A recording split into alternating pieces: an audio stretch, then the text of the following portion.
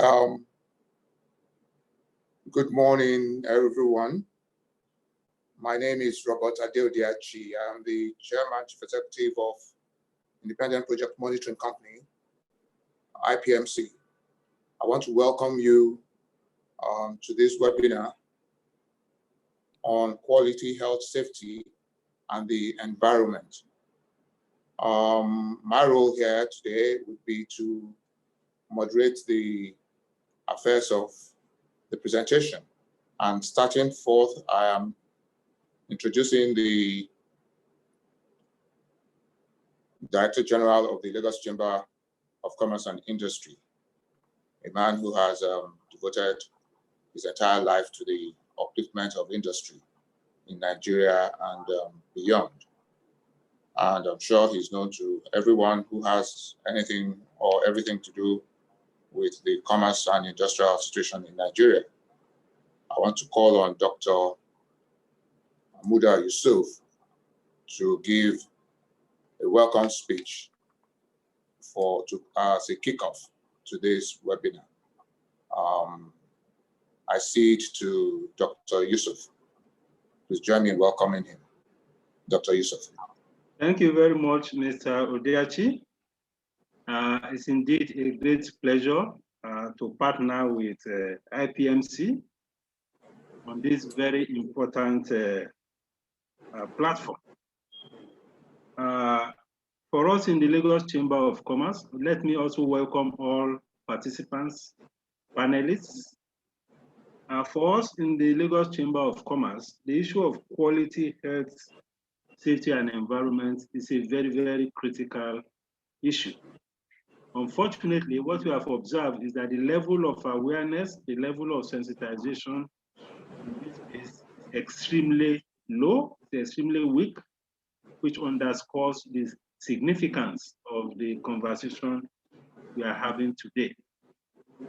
In the drive for profit maximization, many of these issues have been heavily or significantly relegated in the scheme of things in business. And we believe that we need to scale up the level of awareness. We need to also see how we can mainstream business sustainability issues into the usual normal business models that we run as corporates and across all levels of business and across all sectors of the economy. This is what we seek to achieve in this very important partnership. And I enjoin all our participants to pay rapt attention and to also make this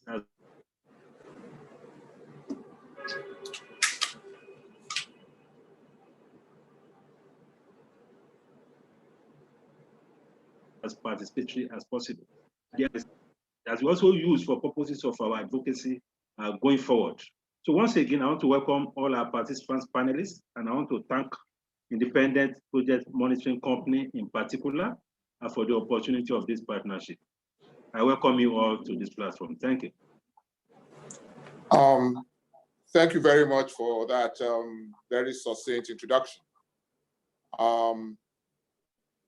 The integration of sustainability principles to business strategy and operations are increasingly assuming higher proportions on the agenda of policymakers, market regulators, business, and investors alike.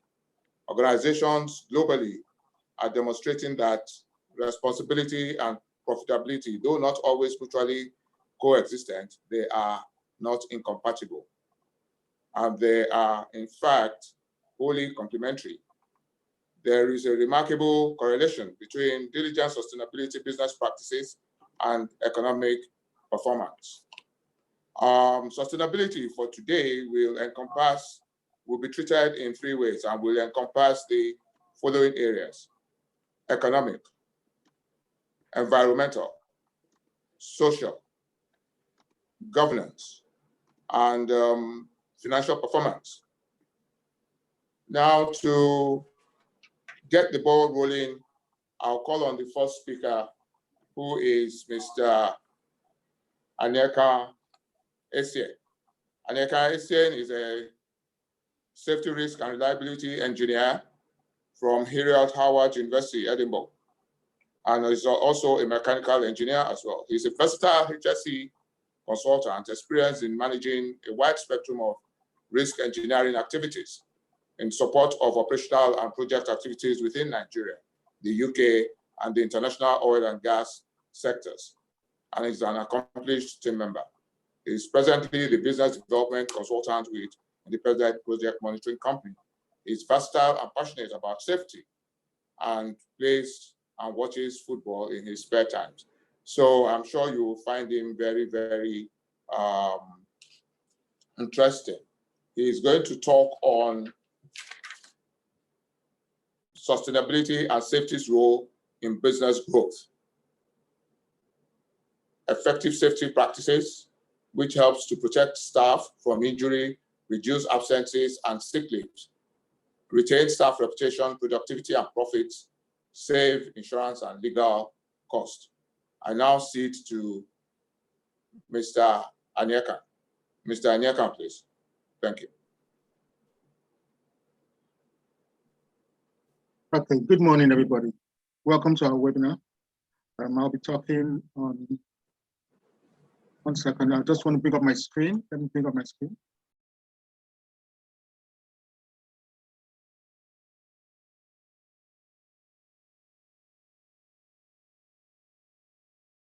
Okay, so I'm guessing everybody can see this. So my topic today will be sustainability and safety's role in business growth. So let me just start. What is sustainability? My fellow colleagues that are presenting later will delve into this in deep explanations. I'm just going to give you just like a overview and see what we think. So sustainability, the definition varies across a lot of industries. The concept is gaining influence around the corporate world. So when you think about sustainability, what comes to your mind? Energy consumption, of course, emission reductions, recycling. Most companies, it's just a concept that's associated with only the environmental impacts. But it's more than just being environmental impact. It's also about people. Sustainability is all about initiatives, activities that preserve and protect the planet. But let's go a step further. Isn't it really to preserve and protect the people on the planet? Well, that's what safety is all about too. Safety and sustainability are also connected because of the type of culture they inspire in the workplace, which is awareness and accountability. So what does sustainability actually mean for organizations, and what part does it play in safety? So let me just give you a historical perspective. I'll run through this quickly. Of course, the UN spearheaded this from the 1980s, last into 2000s.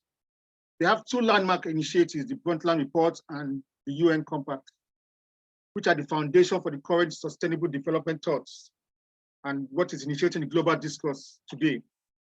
But also at the same time, there's also a systematic approach to environment and OSH management, which of course we all know the ISO 14001, OSHA's 18000, which is now the ISO 45001, which were developed and integrated into global businesses.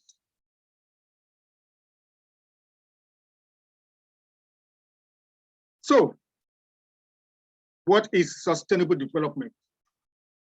Sustainability just means meeting our own needs without compromising the ability of future generations to meet their own needs.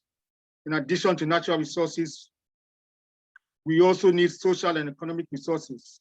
It's not just about environmentalism. In recent years, sustainability has become synonymous with corporate responsibility, an idea that encompasses more than just environmental considerations. Of course, the principles of sustainability, the foundations of economy, society, the environment. These principles have now been formally used as profit, people, and planet. Most organizations strive to balance the triple bottom line here, which is, of course, people, planet, and profit to achieve long-term success and viability. The concept of adding people and planet to profit is a new way to measure performance. This idea has influenced how organizations view sustainability nowadays as a union of economic, social, and environmental responsibility. Organizations strive to balance these three P's to ensure long-term success and viability. The organization of all sizes nowadays, across the country, and across the world also, they've embraced it as a way to showcase their values, to measure impacts, their outcomes, and increase their competitive advantage. Of course, we know it's becoming a business practice driven by the investment community also, and can make business and brands better and more profitable. They try to strive between the balance about economic progress, social responsibility, and environmental protection, which can also improve an organization's competitive advantage. So why is sustainability important to business success? As a business approach, it creates long-term value, taking into consideration how an organization operates in an ecological, social, and economic environment. Most companies that incorporate this sustainability into decision-making, they reap significant financial advantages and attract more interest from investors, which is a key to long-term profitability. Sustainability is also built on the assumption that developing such strategies fosters company longevity. But we can't talk about sustainability and not talk about safety. So this is just an overview. What is safety? So we say safety is the state of being safe, condition of being protected against physical, social, even spiritual, emotional, psychological, and operational failures. But that's defined as in Wikipedia. But the word safety refers to your freedom from danger and injury, and also damage, and also to your personal security. So that's what safety is about. And that is why we hire people to ensure that all our workers will go to work safely and return home safely. So why is it important? Of course, to preserve lives, preserve equipment, and reduce the cost of running a business. And of course, finally, happy workers and customers. We always say safety is everyone's responsibility, and it begins with you. Safety normally starts with rules and regulations and instructions, training. They're all an important cornerstone. But addressing people's minds is not enough to create a safety culture. We need to reach out to people's hearts to ensure that safety is enshrined in the workplace, especially. That's why we have QHSE professionals, prevention of health hazards, accidents, and incidents of injury, which is a key element in companies' sustainable strategy and integral part of their business process. We say safety and health policies, broad sustainability efforts, which can affect an organizational brand and long-term viability. Some companies already understand this importance, and they've already started strategizing and incorporating safety into sustainability as part of their initiatives. We've seen influential actors in the financial sector also becoming increasingly interested also. The banks, for example, you can take a loan, you can see them saying, what is your sustainability program? What do you have in place? All managed practices that improve these areas. You can see actors in the financial sector are also there. At the most basic level, how do you compare sustainability and safety? What are we really talking about? The same thing, they conserve resources. In the case of sustainability, those resources are typically thought as environmental. But in case of safety, those resources are normally said human. Now, how do they relate? How do they relate? Each function focuses on similar objectives: eliminating incidents, wastes, improving excellence, conducting business in a sustainable way. That's how they relate. But sometimes relationships are more complicated. Take, for example, you want to design an environmental conscious building that uses energy skylights. But have we thought of the risks of falls and construction, or falls for the construction and maintenance workers cleaning them? Have they designed anchor points for this? So what does a serious and fatal injury do or cost a company? So when emphasizing the safety, health, and welfare of workers, businesses also see the benefits in decreased costs associated with workers' compensation, payments, training, and recruitment, increased productivity and quality, and also improve reputational and financial performance. The concept of sustainability recognizes that the economic and social environment responsibilities aren't isolated from each other. As you can see, successful safety professionals must understand the principles so that they can effectively communicate this with management, senior management, and how it affects organizations. They must align the organization's safety and health policies with the existing strategies so that they can create value for the workers and for the companies of our workplace and safety health and objectives. Occupational safety health fits squarely with the social responsibility component, placing all safety professionals at the heart of their employer's sustainable health strategy. Worker safety and well-being are very crucial elements for any sustainability effort. What are the opportunities for safety? Innovation, given the past focus on environmental aspects, safety can be seen as an innovation area as businesses increase their focus on social aspects. What am I talking about? If engaged appropriately, we can use sustainability to drive issues of worker health and safety forward. Worker engagement can also help identify opportunities for innovations that not only improve safety and health, but also business performance. We also have an expanded understanding of worker issues within their sustainability frameworks. Many organizations are now moving towards an expanded understanding of worker and workplace issues. This understanding includes like many aspects of work that needs to be addressed to ensure that workers are flourishing. This includes providing a healthy and safe environment so that it can extend to community engagement, volunteering, and other aspects of company practices.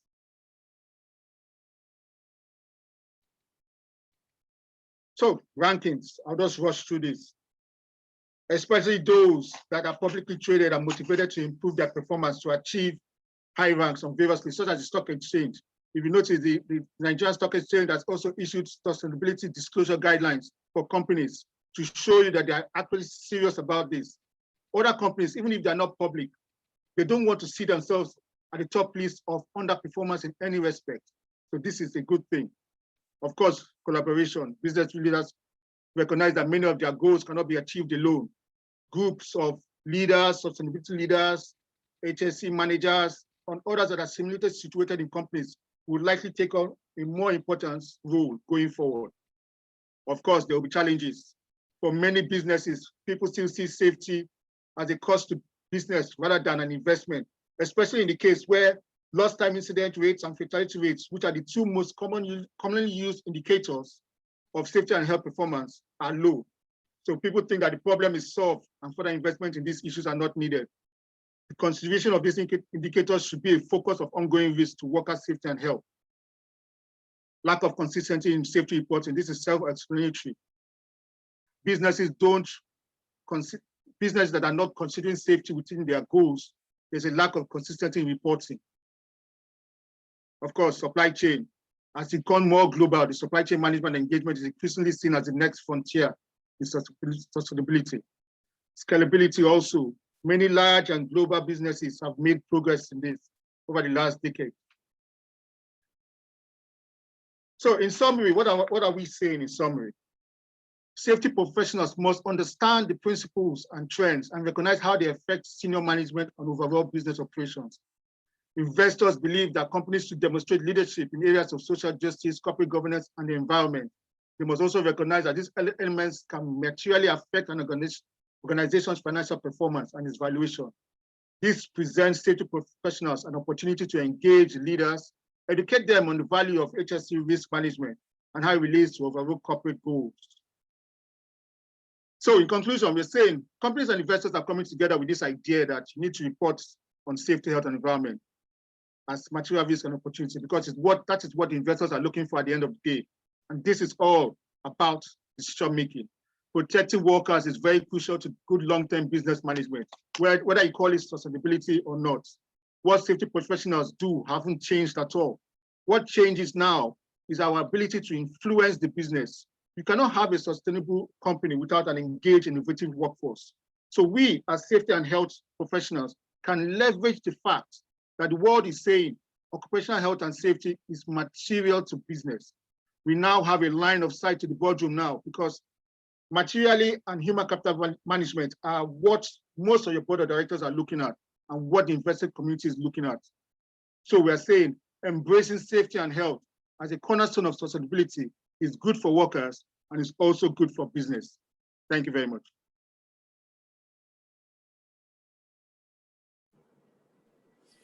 Yeah, thank you, Mr. Ise. That was succinctly put, and I'm sure the participants have taken a good cue from the presentation. You effectively presented the practices that help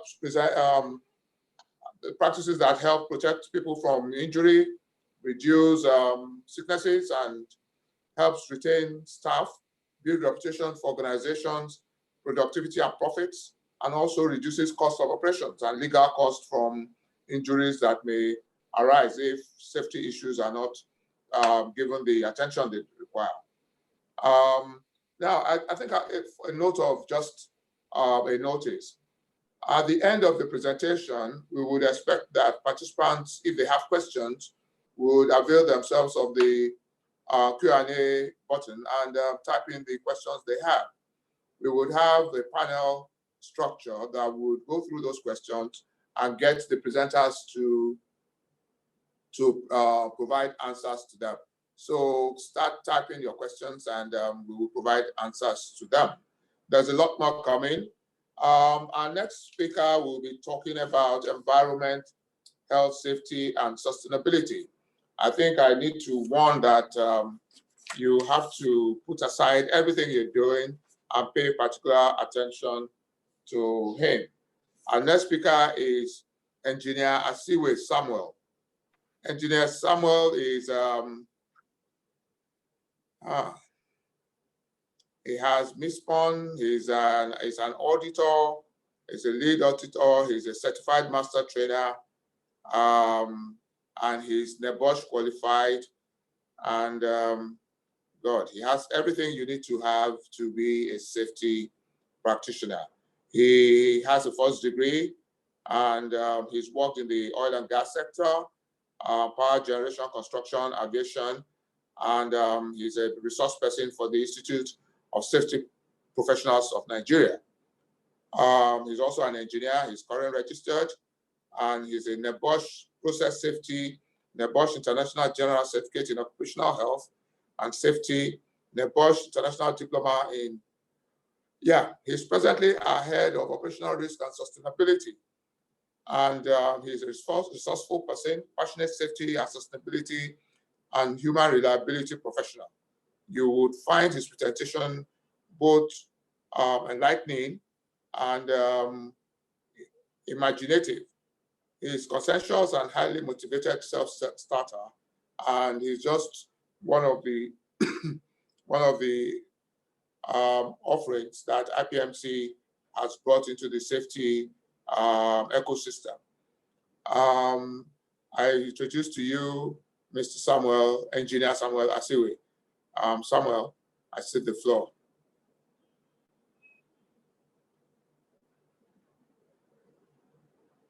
Thank you, Chairman, and thank you, DG, for the opportunity to present this topic this morning. I think I will be sharing my slide.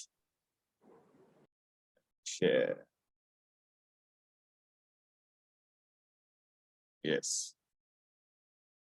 This morning, I will be talking on the benefit of implementing Occupational Health and Safety Management System Standard. Now, first, I want to define what Occupational Health and Safety Management System Standard is all about. Now, Occupational Health and Safety Management System Standard is an international standard that specifies requirements for an occupational health and safety management system with guidance for its use to enable an organization to proactively improve its OH and occupational health and safety performance in preventing injury and ill health. Different organizations have different management systems, and different countries have their own management system standard for which they subscribe to. And different also countries, they have different health and safety laws that governs the country which they do business. Like that of UK, you have the Health and Safety Executive, the regulatory arm of health and safety management system in the UK. If you go to the US, they have OSHA, OSHA, Occupational Health and Safety Administrators. They are the regulatory arm of health and safety in America. Then the management system standards and occupational health and safety management systems are auditable standards that manage occupational health and safety management system. Before now, we are using OSHA's 18001 standard, which is occupational health and safety assessment series. Now, because of the NSSL standard in ISO management system, they've now introduced ISO 45001, 2018 requirement of occupational health and safety management system, which is now in line with the other ISO management system standard of quality, health and safety, quality, environmental, information management system, food safety management system, other management system standard that uses NSSL structure in managing the system in which the organization is subscribed to. But today, I am going to tell us the importance, what is the importance of implementing occupational health and safety management system with my reference to ISO 45001 2018 version. Now, how do I implement occupational health and safety management system? Then to every when, who, what, there is always a how. The how will tell you the way to go about it. Now, you may have a system in place that covers health and safety management system, whether it's OSHA 18001 standard, whether HS health and safety guideline, whether ILO International Labour Organization 2001, whatever management system you have, it's possible you have one running in your organization where you have worked, where you are working, or where you may intend to work tomorrow. But how can you now implement this in your organization? Now, there is no organization that is running health and safety management system without its designated health and safety officer or manager or director in an organization. First, designate a health and safety officer for the company. Now, it can be someone already in the company or a new hire. For instance, the organization, you don't have somebody that is designated as health and safety officer. You may designate to and hire someone who will be the one, be a middleman between the management and other workers. Now, when I say middleman, is not just middleman for standing to pass out information if there's any change in standard, change in regulation, risk assessment, management or change, other activities that involves health and safety management system, then he will not be the one to work with the worker. That is why in health and safety, we call it workers' participation. You want to develop health and safety policy, workers should be involved to know what we are imputing in the health and safety policy, the impact it will have on the full organization. And now the health and safety officer, the manager, will be the one to now take the information to the top management to discuss further on issues that the organization, what they should do to enhance profitability in the organization and the resources need to further enhance occupational health and safety management system standard. Now, number two, educate each manager on the health and safety program. Now, it is not enough to have a health and safety officer in the organization. It is for us, for the continual improvement in the management system, there should be training and retraining of staff. Now, when a technology change, there's a change in technology, a change in regulation, a change that involves risk assessment, people should be trained and retrained on those changes that will impact on the occupational health and safety management system. There should be room for improvement through training and retraining of employees to be able to acquaint them of the changes that may impact on health and safety management system standard. Now, you have to conduct monthly safety training with employees and go over the various parts of the safety program. The first question you ask yourself is, as a safety officer or manager, do you have a safety program? Even as an organization, what safety program do you have? Do you have a safety program? What is the management committee? That management commitment, that is leadership. What is the leadership role in managing your occupational health and safety management, health and safety in the organization? Now, conducting a monthly safety training can be in form of pep talk, safety meeting, toolbox talk, even in your project when you're executing the project, is part of the training and creating awareness to improve the competence level of the workers in the organization. Now, the next one is you have to supply each employee with a copy of the workplace safety program. Now you have a safety program. The next one is in the Occupational Health and Safety Management System Standard ISO 45001, there's a place they call communication. The communication will now be, what do you communicate? How do you communicate? Whom do you communicate? What is the time frame for the communication? Now, in doing, having an employee workplace safety program is not enough. How do you communicate it? The employees, are they aware of the safety program you have in place? What is the effectiveness of the control you have as an organization in communicating that workplace safety program? Now, encourage employee. There are a lot of things that happen, especially this COVID period. Environmental health should be a very key issue that we should address. We should encourage employees. There are a lot of people passing through different things, whether you're at home, your colleague, your cousins, far and near, you are hearing news every day. When you open your television, a lot is happening now. So you should have a time for your employee to encourage them and put a program in place on how to cover COVID-19. COVID-19 is a very high risk now that every organization is affected by this COVID-19. In businesses, it's no longer as usual.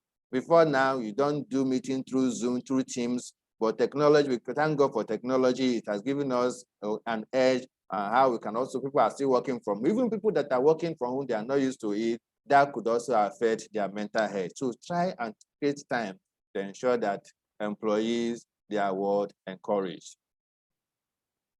Now, we want to go to the benefit proper. What are the benefits? You've now known what Occupational Health and Safety Management System is, the standard. You've now known the workplace safety program is in place. In case the organization have it in place, how is it communicated to other employees in the work environment? How effective is the communication that you have in your work environment? And now we have to talk about the benefit. To every resources that the organization is being used, there should be an output to what the input that you have put in the organization. You are hiring a safety officer to improve your health and safety management system. There should be a benefit when you do your cost-based analysis. You have done your cost by bringing in another new safety person, by creating new documents, by bringing training, whether you have an in-house trainer or taking them out from the in-house to outside to train the employee to increase their competence, their awareness in the occupational health and safety management system. Those are the costs. What are also the benefits? What will be the benefit organization? Even the investors want to come and invest in your company. They will look at, if I invest this money in this company, ABC, what will be the benefit?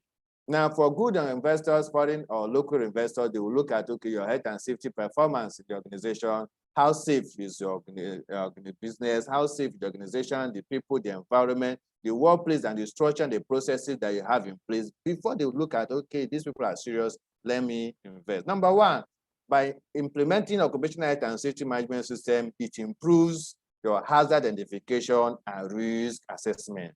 When hazard is being properly identified and risk being mitigated to as low as reasonably practicable, you find out that the system will run on its own and everybody's morale will be improved.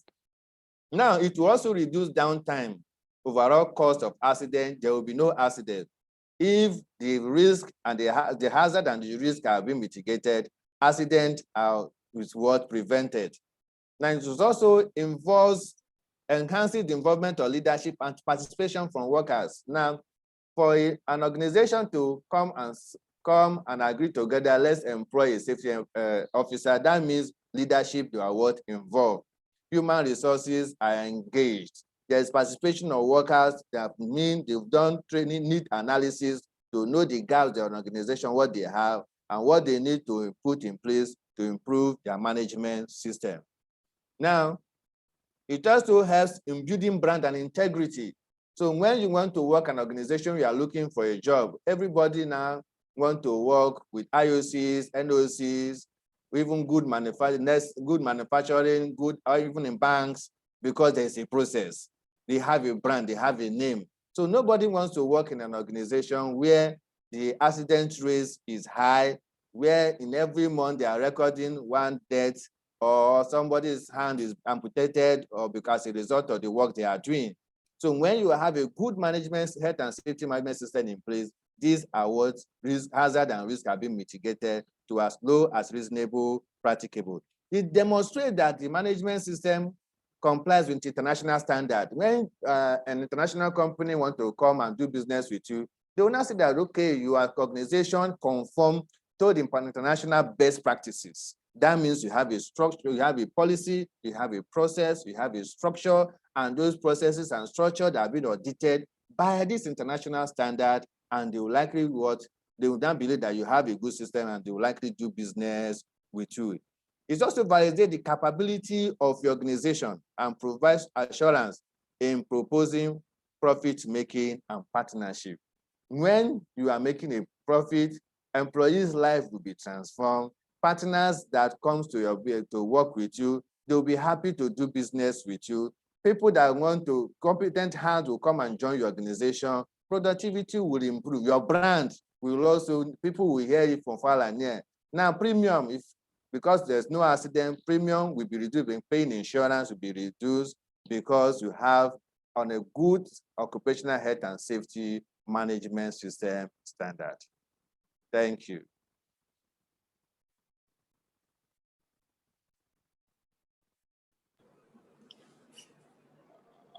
Thank you, Engineer Asiwe. Did I add anything to that? That was a perfect, fantastic delivery. And he's just one of the people, like I earlier on said, that IPMC has put together to ensure that for all our clients and the public at large, we are able to lead in the provision of sustainability, environmental, safety, and management services. Now, thank you very much, Engineer Asiwe. Please keep the questions coming. Every speaker would be available to provide answers to them at the end of the presentations. Next to come is Dr. Ayodeji Oyelami. Ayodeji Oyelami is the head of environmental and sustainability at IPMC. He is a multidisciplinary graduate. He's a graduate of doctorate degree in environmental science from Lancaster University. He is also a Sustainability Excellent Associate and is a member of the International Society of Sustainability individuals. Now, he has specialties in environmental and social governance, ESG, environmental and social risk management, ESPM, environmental and social management plan, sustainability reporting, environmental and social impact assessment, and environmental evaluation studies. He heads impact assessments and studies, as well as provides strategic environmental assessment exercises, both in the public and the private sector. Dr. Ayodeji Oyelami, I cede to you, and I trust that you will do justice to the topic of environmental health, safety, and sustainability involving relationship, which is a special report that focuses on the perception of sustainability and its relationship to environmental health and safety efforts. I may just add that on Saturday, the 5th of June, was the World Environmental Day, and the theme was restoring the ecosystem. We did a couple of presentations, and that initiative was led by Dr. Ayodeji Oyelami. Now, I welcome you and I cede to you, Dr. Oyelami, please. Thank you very much, moderator, and I say welcome to all our participants. So I'll share my screen now.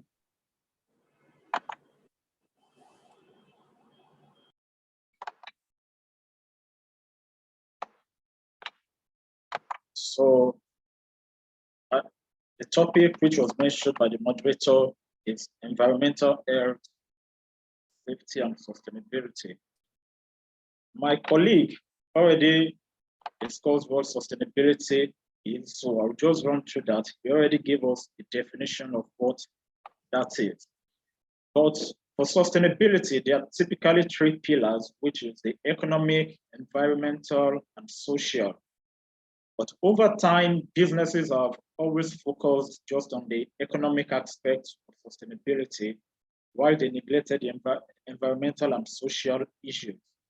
But the truth is, environmental and social risks are always inherent in every business operations. And ignoring them would expose the businesses to internalities and externalities that could eventually lead to failure.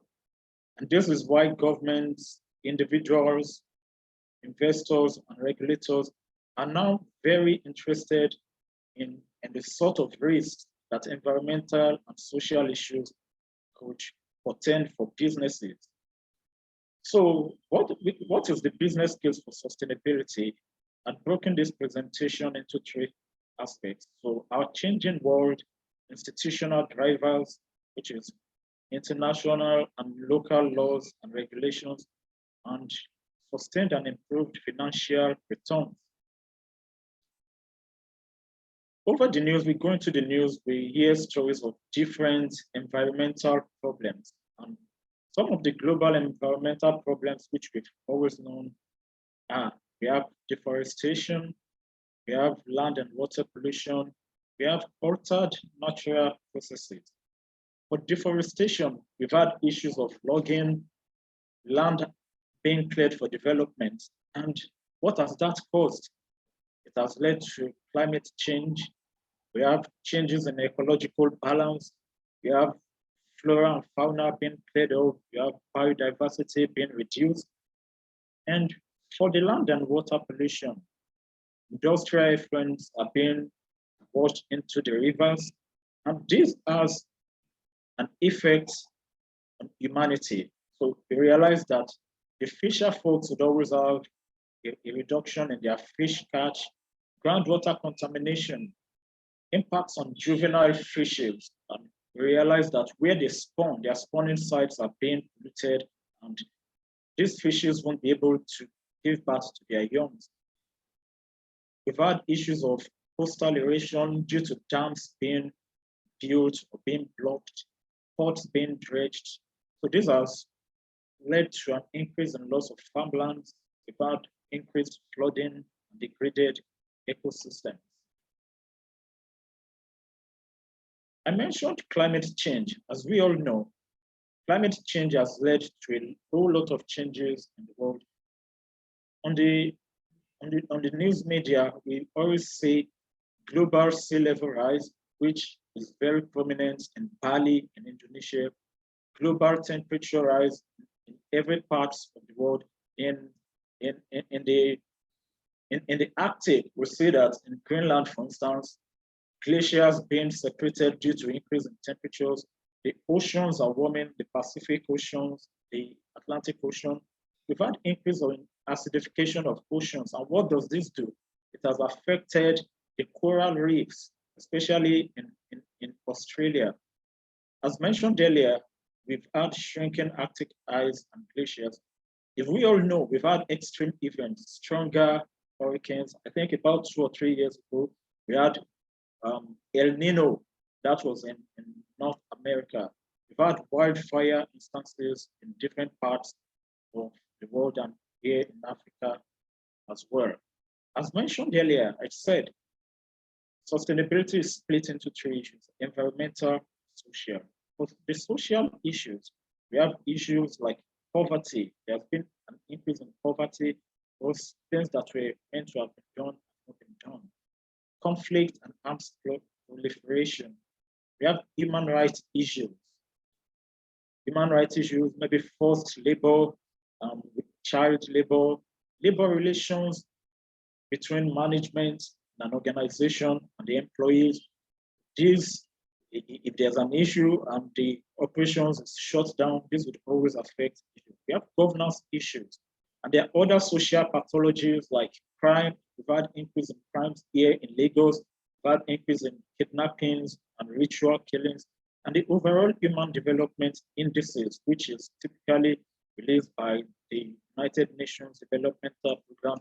The Nigerian Bureau of Statistics also released their own statistics on human development. And these are social issues that should always be put into consideration when sustainability is considered. I have a few pictures of environmental problems, and these were taken in Nigeria. This is a flooded apartment here in Lagos. We've had roads being cut off due to erosion. One of the pictures shows a car which is submerged due to flooding here in Lagos.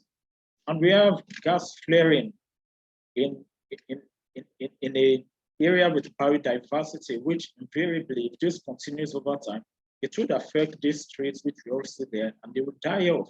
Some people make their livelihood from these forests, from biodiversity. For the institutional drivers for sustainability, so we've had several international treaties on pollution, transboundary movement of pollutants, climate change. We have the sustainable, we have the committee of parties. I think there will be one this year, November, I think COP26. We have international treaties on migratory species. And some of these also boils down to the national and regional laws. And we feel there should be increased and stricter laws in order to ensure that people comply with the laws and regulations. There should be increased environmental and social safeguard requirements of developmental financial institutions. I think the reference point is usually the International Finance Corporation Performance Standards, which we call the PS1 to 8. I won't delve into that now. And each institution should have their own corporate policies. And some of the national laws guiding this are the Environmental Impact Assessment Law. We have some regulatory bodies like NESRIA and NOSRIA. There are several guidelines on waste, effluent, and emissions. So why should we implement sustainability? There are risks and opportunities in sustainability. And if these are not effectively managed, environmental and social issues arising from operations would expose a business to several risks. Some of these have been mentioned by previous speakers, but I will just mention two. Reputational damage, disruption of operations, and inability to attract and retain best talents, and there will be negative publicity. I don't think any organization in business would want to attract negative publicity to itself. So these risks arise majorly from perceived environmental and social impacts, pollution and habitat destruction, as we saw in one of the previous slides, supply chain risks. And some of these risks can be felt directly, and some of these direct risks are reduced project lifespan and revenue, increased number of operational days per annum. There could be legal actions and fines, which could be very expensive, and this could drag on and become protracted. For instance, the indirect risks, they are mostly reputational. It would have attract negative publicity to financiers of an organization, the stakeholders, the management.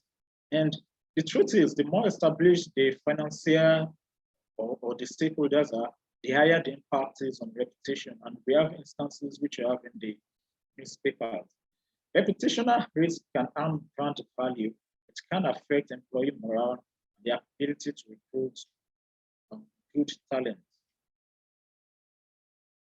So for supply chain risks, the reason why this is coming up is because it has an effect in the pricing of inputs, customer behavior, and an avenue to extend sustainable practices. And the typical risks which are involved in supply chains are you have human rights, conflict, we have issues of transportation, logistics, processing, and packaging. So When an organization starts to implement sustainability, what happens? There's every likelihood, and there have been instances where this has been demonstrated by huge corporations. There have been reduced cost of operations. There have been improvements in resource efficiency, which are energy and water, which will lead to significant cost savings and lower environmental impact.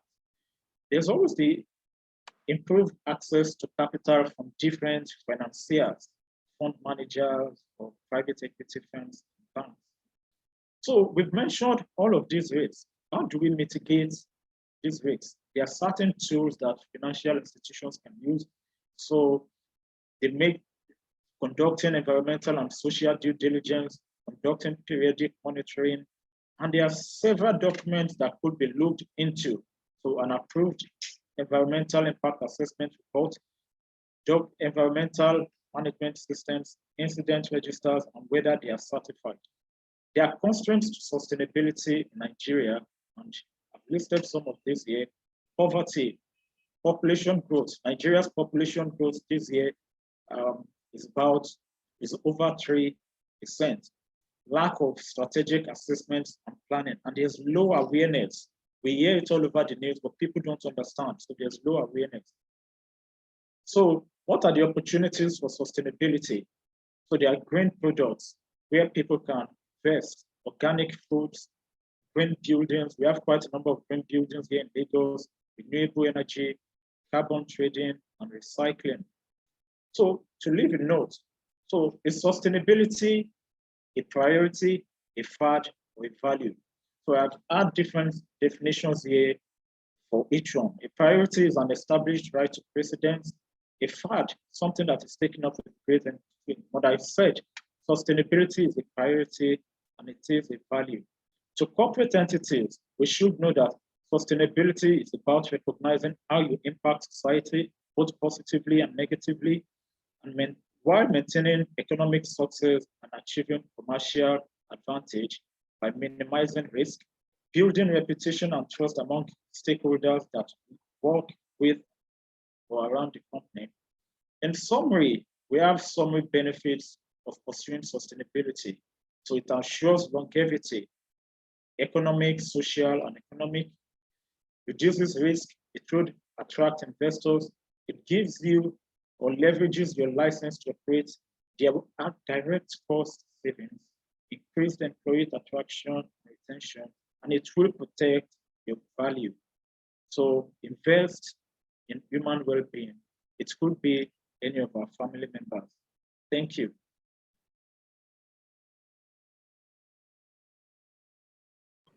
Yeah, thank you, Dr. Oyelami. And that is the end of the presentation aspect of it. And I'm sure a lot of information has been gleaned or transferred in the course of this webinar. So the next on the program is question and answers, so that if guests or attendees have questions and answers, this is the time to type them in. You can go to the icon for Q&A and type in your questions. The day is far gone. We have probably a couple of minutes to do that. But I have one question here. I would like to know if there is if we can get the soft copy of the document, training materials for further study. Thank you, from Olukayode Bello. I think I can answer that right away. Yes, all participants would have a copy of the presentation. And I think if you look at the chat, if you look at the chat button, you will find out that some email address has been posted there. Should you require specific questions or information or any additional information in respect to what has been said today, you can avail yourself of the email address and ask those questions, and answers will be given to you. Now, I would look at it. There is a question here. How is carbon trading done? and doesn't it have health implications? I think I would refer that to Dr. Oyelami to please throw some light on that. And Samuel Asiwe may want to contribute if he thinks there is a need. So over to you, Dr. Oyelami. The question is, how is carbon trading done, and doesn't it have health implications? Thank you.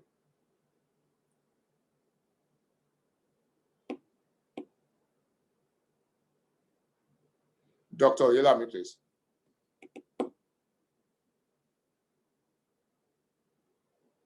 You are muted. Asiwe, you may go ahead and answer it if it's not.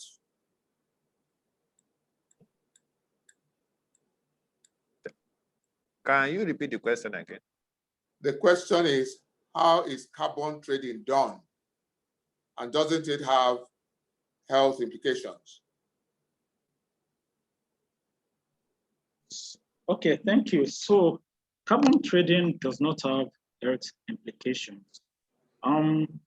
At this point, I may not be able to give the exact answer as to how it is done, but typically there's something called carbon trade.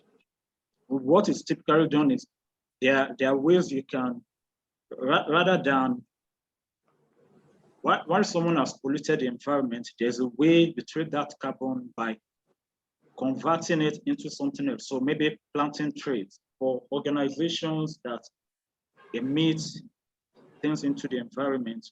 What you can do is to plant trees to offset the carbon that is being lost.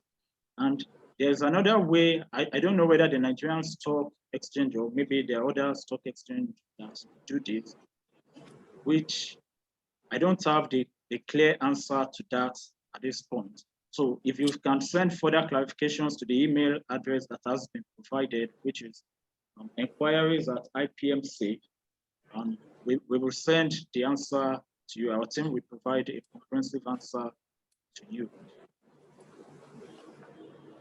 Thank you very much. Now, I think we have some questions posted on the chat column. Mr. Charles Odege wants to know, I would like to ask on legislation, what has been done so far on the side of taking actions on managers, organizations, and companies where incidents have occurred resulting to personal injuries, fatality, and environmental impact? Seems not much has been done in this regard, and the earlier we start holding people responsible for safety, the better for all of us. Fantastic comment. I don't know if you would want to put your email there, or we will check for it during the reviewing the list of attendees, so that we don't spend too much time, because we've asked a real handful of questions there. I can quickly answer him. Okay. I'll just quickly answer it, because something I'm also looking into. Many employees ignore the importance of managing health and safety, which is a very, very important contribution of workers.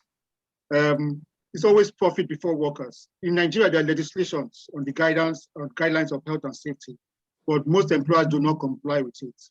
There is the Factories Act and there is the labor law. I know sometime last year, there's a bill awaiting the assent of the president known as the Labor, Safety, Health, and Welfare Bill, which is supposed to repeal the Factories Act. But I'm not sure whether it has been passed into law yet. It's something I need to confirm. But most importantly, there's a faulty implementation and regulation of the legal framework of the Factory Act. That's why most of these employers do not comply with this act. It's a problem for us, and I think most safety professionals are actually looking into this. Thank you for that contribution, Mr. Aneka. I think the day is far gone. I've posted our email address and the website. If you require an engagement or additional information on whatever has been said today in the presentation, or whatever you think you want information on, please do not forget to take advantage of the email address and send an email to us, and we would attend to that as soon as possible. Now, I want to bring this to an end. I want to thank everybody that has been part of it. I want to recognize the role played by the Lagos Chamber of Commerce and Industry, especially that of the President, Mrs. Mabogunje, and the Director General, Dr. Yusuf Amuda, and then the host of his senior executives who have made this possible. And I want to thank the presenters who have spent some time looking at the topics and working around the clock to make sure that this presentation meets the expectations of all the participants. And majorly, I want to thank all the participants for taking time off to register and in fact to be part of this webinar. I thank you all.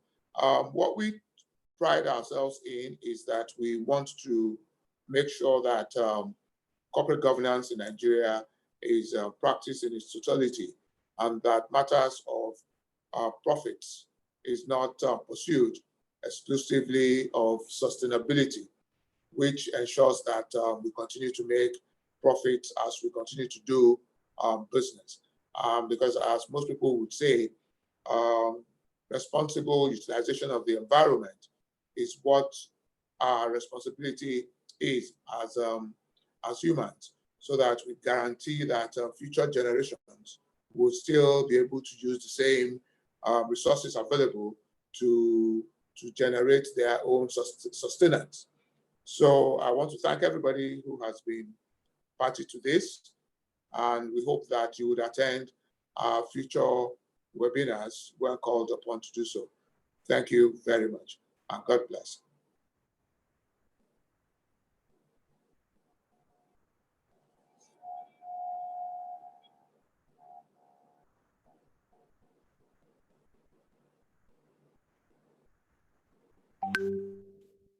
As a corporate entity in today's fast-paced and ever-changing environment, being part of a good network of business professionals and thought leaders is all you need to take your business to the next level. At the Lagos Chamber of Commerce and Industry, LCCI, we guarantee the promotion of trade, sound business ethic, and public policy advocacy that will help your business succeed. Founded in 1888 and with over 2,500 corporate members, we offer the best networking platform for business and profitability. Come talk to us today on how to become a member of the foremost Chamber of Commerce and Industry in Nigeria and Sub-Saharan Africa. For more information, please visit our corporate headquarters at Commerce House, 1 Idowu Taylor Street, Victoria Island, Lagos, or visit our website www.lagoschamber.com to learn more. LCCI, giving your business a voice.